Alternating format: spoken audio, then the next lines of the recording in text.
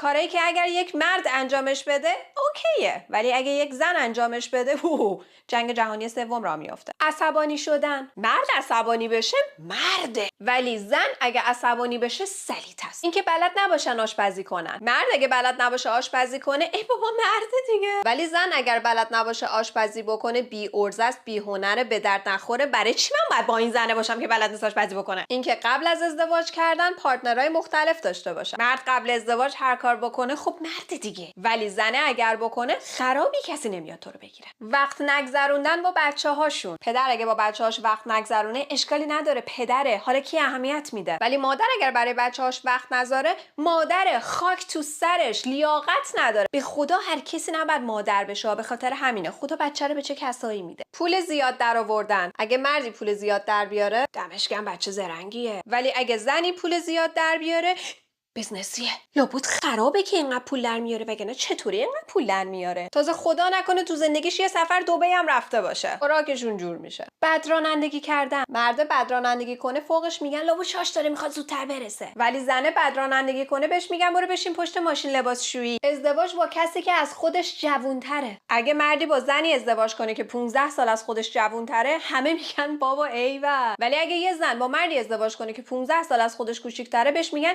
شیگر مامی. باید از مرده تشکر کنی اومده تو رو گرفته. وای مرده کیه دیگه قبول کرده اینو بکنه. تنها سفر کردن. مردی که تنها سفر میکنه ایول به ما هم بگو کجا رفتی بابا، اکفک رفتی. ولی زن اگه تنها سفر بکنه پولشو کی داده؟ بابات اجازه داد رفتی؟ یه مرد بالا سر شما نیست شما رو جمع بکنه؟ وای تو چه دلی داری، واقعا اصلا نمیشه تنهایی سفر کرد. نظر دادن. مرد نظر بده فقط داره نظر میده، زن نظر بده کی به تو اجازه نظر دادن داد؟ وجود داشتن. مردا اجازه دارن که وجود داشته باشن، حتی وقتی به دنیا میان بقیه خوشحال میشن به خاطر اینکه یه نفر است که نام خانوادگیشون رو ادامه بده. ولی زنها برای وجود داشتن باید ثابت بکنن که لیاقت وجود داشتن رو دارن. حالا دیگه به موی بدن و پارتی شبانه و حرکاتی که موهاش کوتاه باشه و اینکه بتونه بالا تنه لخت باشه کاری ندارم. اما به نظر من بین همه اینا از همشون جالبتر اینه که اگه یه مردی از خودش دفاع کنه داره غیرت و مردونگیشو نشون میده، ولی یه زن هر جوری هر مدلی از خودش دفاع بکنه بده.